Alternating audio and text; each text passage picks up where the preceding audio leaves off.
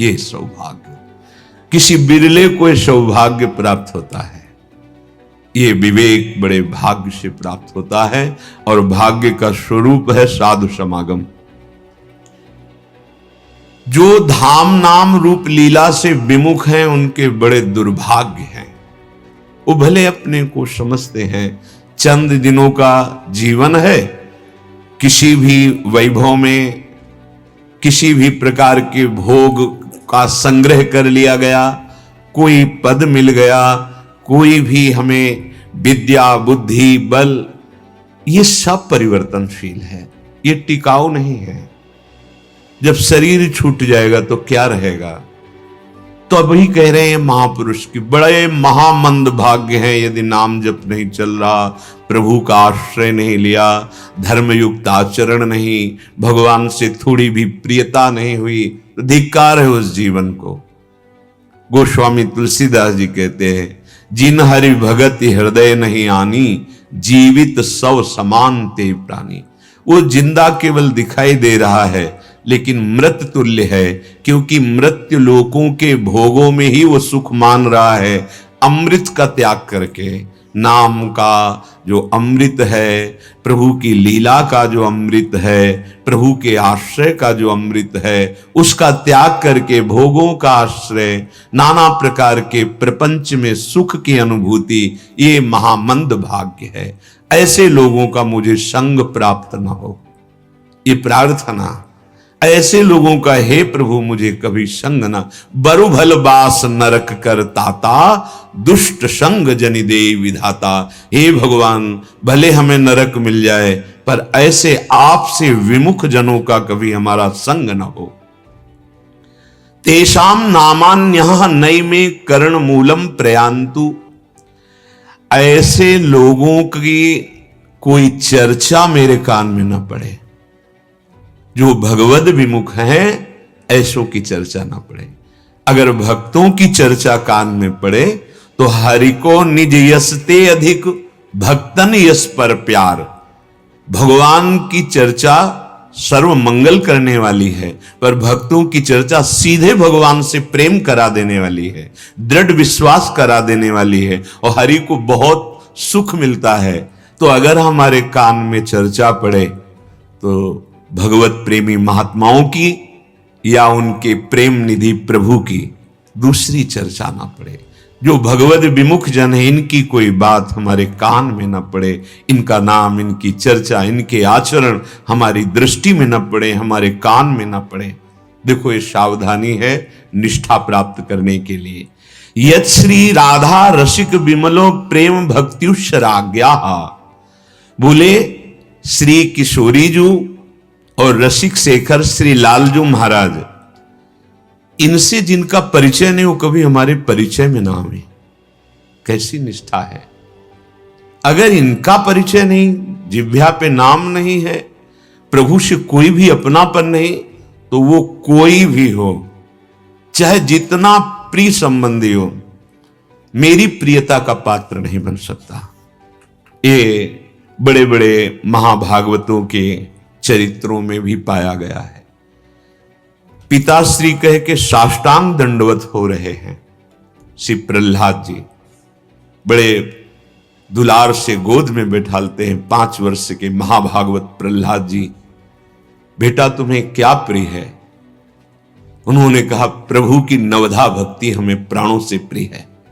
श्रवणम कीर्तनम विस्मरणम विष्णुर्पाद सेवनम अर्चनम वंदनम दास्यम सख्यात्म। पटक दिया नीचे, क्योंकि उस समय वो स्वांग कर रहा है हरिद्रोह का, द्वेष का। हिरण्यकश्यप ने पटक, किसने शिक्षा दी। इसके बाद पिताश्री ने कहा प्रहलाद जी ने, दैत्यराज कह के संबोधन किया। नहीं साम मतिस्ताव दुरुक्रमांगिम। ऐसी मति किसी के सिखाने पढ़ाने से नहीं होती। ये भगवत प्रेमी महात्माओं की चरण रज से अभिषेक करने से ऐसी दृढ़ निष्ठा होती। बिल्कुल जो सम्मान भरा हुआ शब्द पिताश्री बोलते थे बंद कर दिया और दैत्यराज कह के परम पावन महामहिम श्री कैकेयी जी, भरत जी की मां का सौभाग्य प्राप्त हुआ। वो भरत जी और राम जी में इतना भी अंतर नहीं मानती, पर लीला के लिए स्वांग में ऐसा, जब भरत जी ने सुना मेरे प्राण प्रिय भगवान को 14 वर्ष का वनवास अर्थात राम प्रियता नहीं है मां के हृदय में, उन्होंने जो शब्द बोला, पापिनी आज के बाद कभी तुझे मां नहीं कहूंगा, कभी भर नेत्र तुझे देखूंगा नहीं। सदैव करबद्ध होकर के ही रावण के सामने विभीषण जी रहते थे, पिता के समान आदर करते थे। राजा तो थे ही दशानन, पर बड़े भ्राता भी थे। लेकिन जब राम विरोध किया, फिर कभी वो सम्मान ललकार करके रणभूमि में गदा का प्रहार किया और कहा भगवत द्रोही, ऐसे संबोधन किया। तजो पिता प्रहलाद विभीषण बंधु भरत महतारी, गुरु बलि तजो कंत ब्रज बनितन भे मुद मंगलकारी। गुरुदेव भगवान भगवत प्राप्ति के लिए रूप धारण करके आते हैं अपना रहस्य बताने के लिए। यदि हमने किसी का गुरुदेव रूप में वर्ण किया और वो मुझे भगवान से विमुख कर दें तो हमें धोखा हो गया। हमें उनकी बात नहीं माननी, उनकी आज्ञा पालन नहीं करनी। भगवत विमुखता ये गुरु के द्वारा नहीं होती है।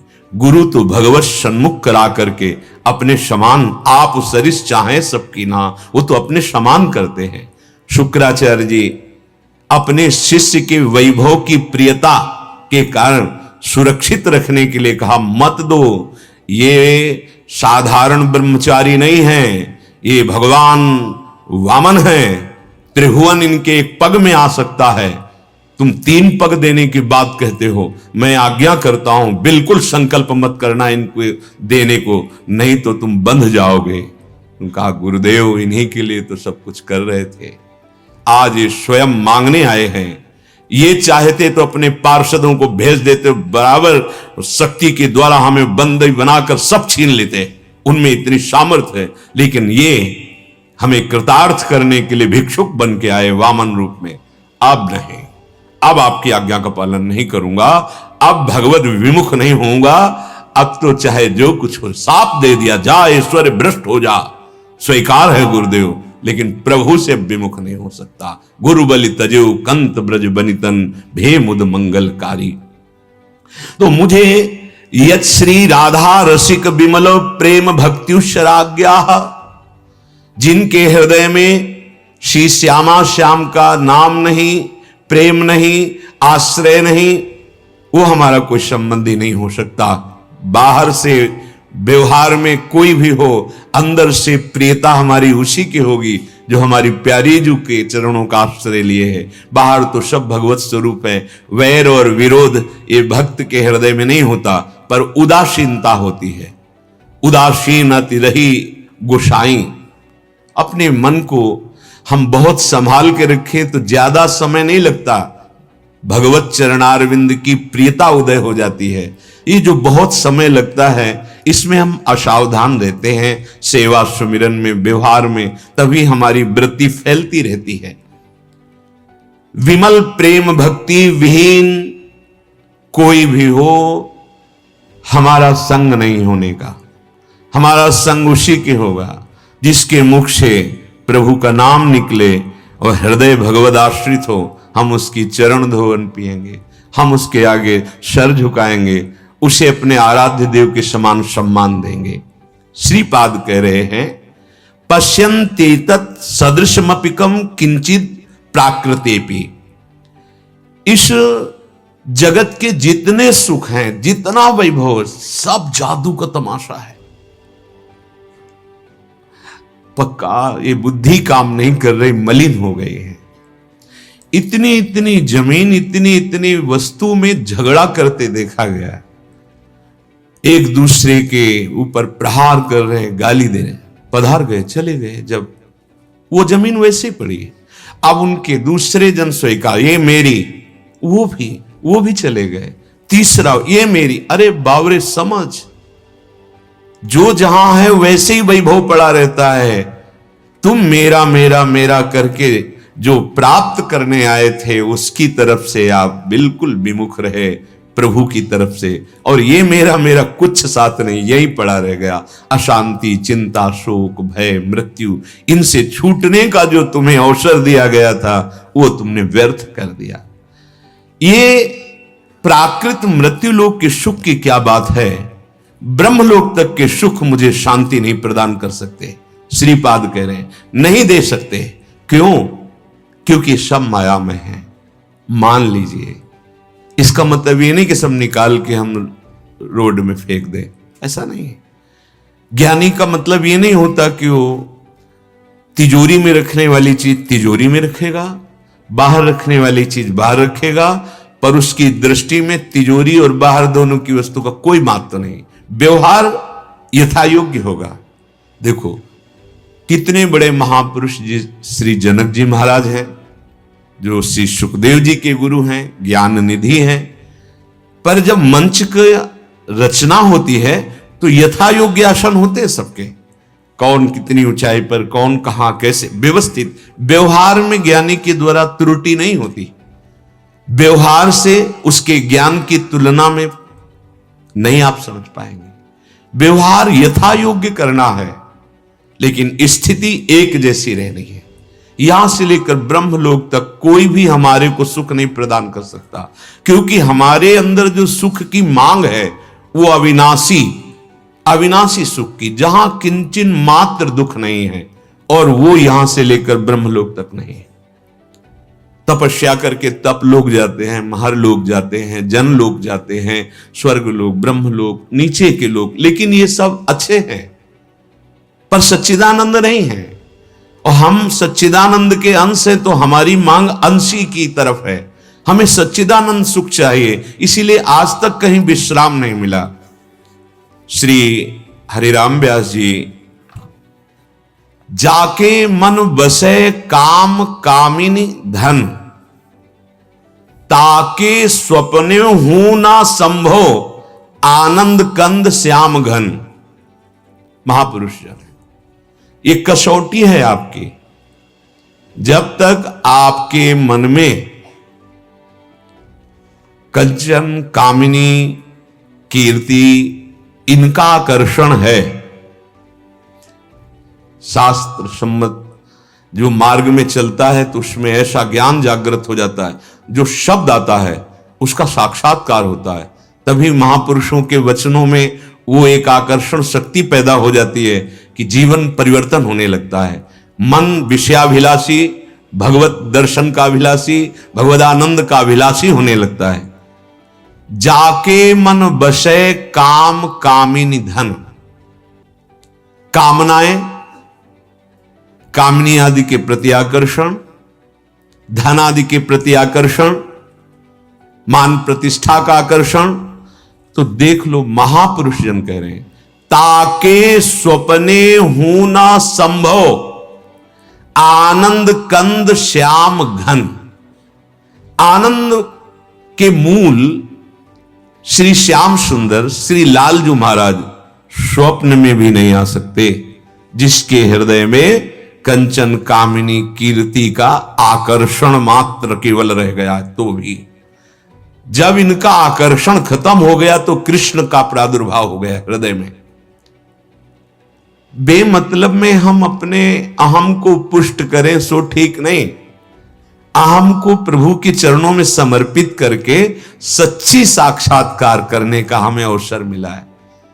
ये पूरी सृष्टि को तीन में रख दिया गया, कंचन, कामिनी, कीर्ति। जब तक आकर्षण हृदय में इन तीनों के प्रति कहीं भी है, तब तक स्वप्न में भी श्याम सुंदर का दर्शन नहीं हो सकता।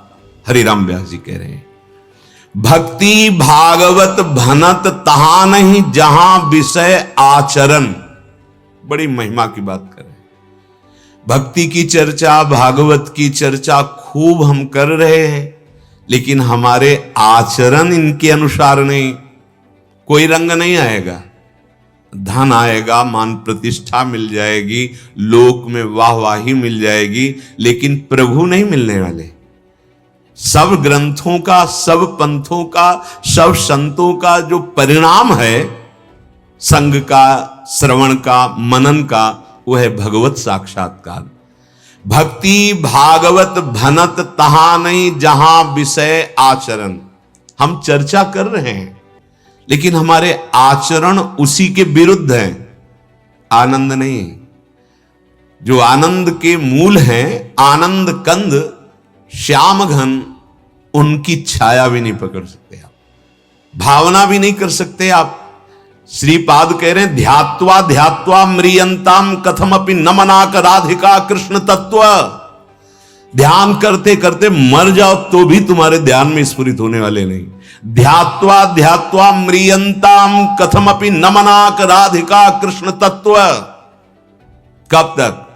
जब तक जाके मन बसे काम कामिनी धन। सिद्धांत है जहां काम तहां राम नहीं, जहां राम नहीं काम। जैसे सूर्य और अंधेरा रात्रि एक साथ कभी नहीं रह सकते, ऐसे ही कामनाओं की बाढ़ में जो अंतःकरण है उसमें श्याम सुंदर का साक्षात्कार करने की ना चाह होती है ना योग्यता होती है। बातें तो वाणी है, बनाई जा सकती है, गाई जा सकती है। स्थिति भक्ति भागवत भनत तहां नहीं जहां विषय आचरण। धर्म विरुद्ध विषय आचरण है तो केवल केवल बातें हैं, ना भगवदानंद मिला है ना मिलेगा। जब तक धर्म युक्त आचरण नहीं करोगे, शास्त्र प्रमाणित आचरण नहीं करोगे, तब तक सिद्धावस्था नहीं प्राप्त होगी, परिपक्व अवस्था नहीं प्राप्त। प्रार्थना है बहुत कीमती समय है, ऐसा अभ्यास बना लो कि कुछ भी आपका भजन न रोक पावे। भजन पर दृष्टि रखो, ज्यादा छोड़ने पे दृष्टि मत रखो। ये हृदय की बात कहता हूं। छोड़ने से भय लगता है, छोड़ने की बात से। छोड़ने में हम बहुत चिंतन कर रहे हैं, भजन बल है नहीं तो छोड़े नहीं पाओगे। चलो बने रहो भाई, तुम निकाले नहीं निकल रहे, बने रहो, देखते हैं कितने दिन बने रहोगे। और पकड़ते हैं आप भजन, छोड़ने का बात ही छोड़ो, पकड़ने की बात लाओ, इसमें अच्छा लगता है। बने रहो और देखते हैं कितने दिन बने रहेंगे। जहां भजन शुरू होता है आग लग जाती है हृदय में। बड़ा सूक्ष्म भजन का निर्णय होता है। स्थूल अपराध की तो बात जाने दो, वाणी के अपराध की तो बात जाने दो। यद्यपि कलयुग में मानस पाप नहीं लगता, लेकिन हम भजनानंदी की बात कह रहे हैं। मन की सोच में इतनी जलन हो जाती है, अशांति पैदा हो जाती, गलती हो गई। जैसे हम वर्णन करते हैं कि साधक यहां चूक कर रहा है और हमने देखा है। अब जब हम कह रहे हैं हमने देखा है तो हमारे सामने वो उदाहरण है जो आपको संकेत में दे रहे हैं। बस इसका फल हुआ, जलन शुरू हुई। कहां से, कैसे हो गई, कैसे हो गई? अभी बता रहे थे पीछे कितना सूक्ष्म भागवत मार्ग है।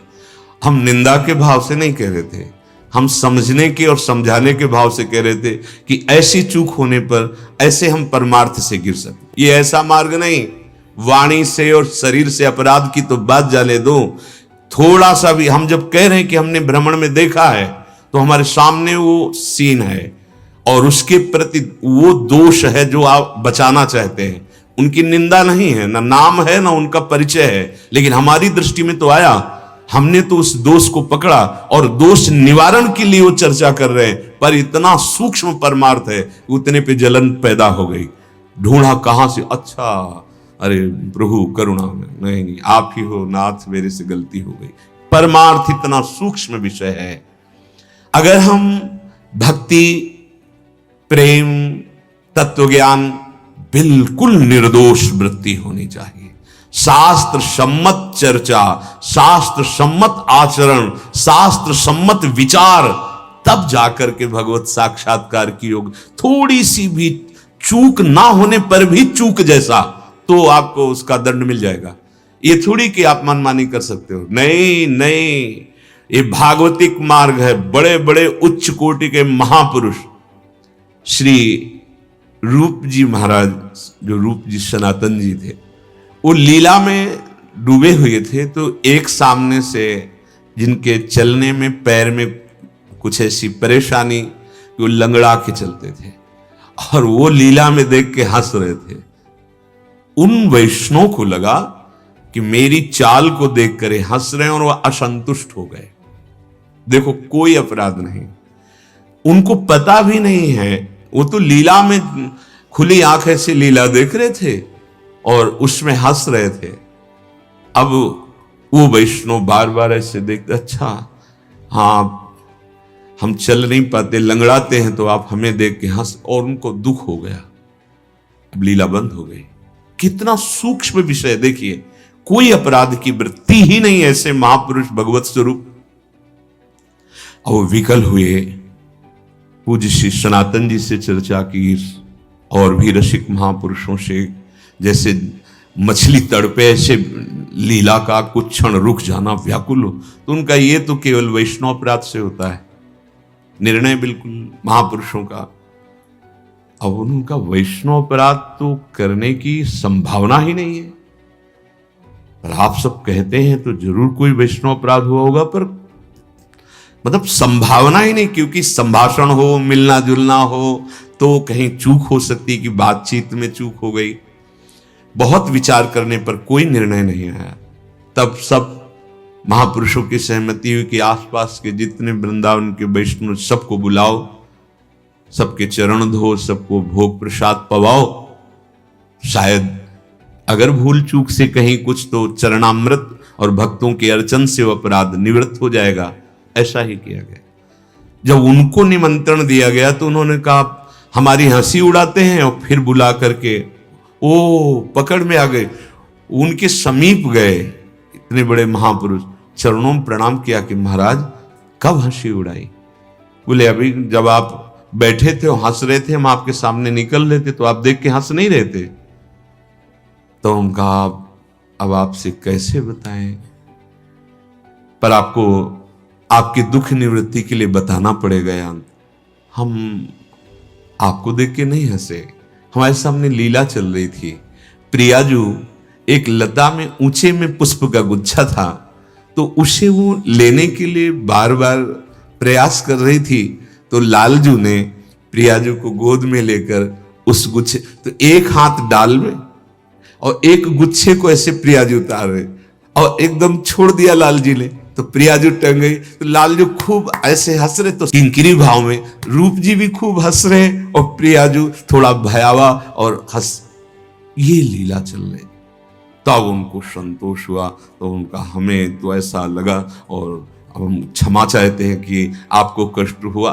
तत्काल लीला प्रारंभ हो गई। सोचिए आप, ये परम प्रेम मार्ग कितना सूक्ष्म है, हमारी चेष्टा भी नहीं है। अगर किसी को दुख पहुंच रहा है, ये साधारण भक्त के लिए नहीं है, उस कोटि के महापुरुष के लिए जरा सा भी कितनी सावधानी चाहिए, कितनी सावधानी चाहिए। पूज्य श्री कालीदह के जगदीश बाबा जी, कोई प्रणाम करे और हम उसको प्रणाम ना करें तो ये वैष्णव धर्म नहीं स्वीकार करता। अगर कोई ऐसे करता है तो हमको भी ऐसे।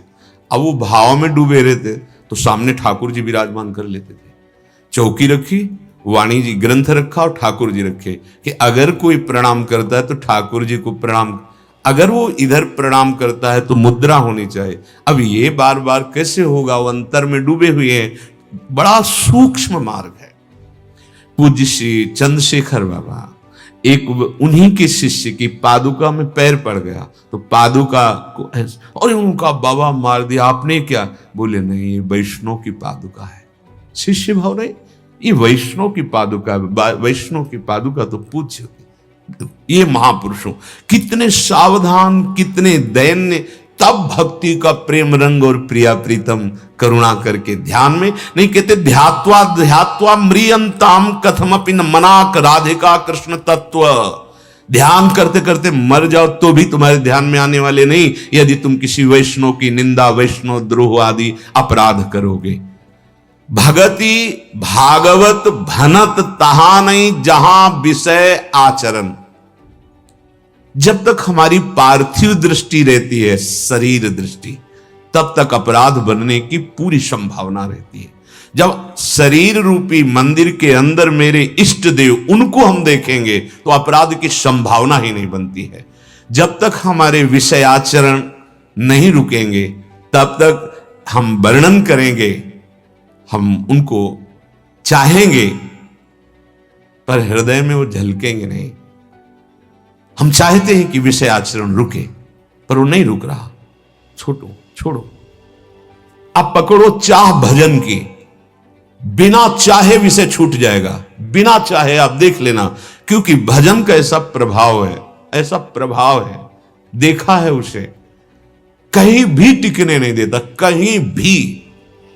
विश्व ब्रह्मांड की कोई भी वस्तु, व्यक्ति, स्थान, जहां भी थोड़ा मन प्रीता के ले जाता है, तुरंत उत्तर क्या, उसका ऑपरेशन तुरंत क्या, फिर उदास। चल प्रभु की तरफ चल।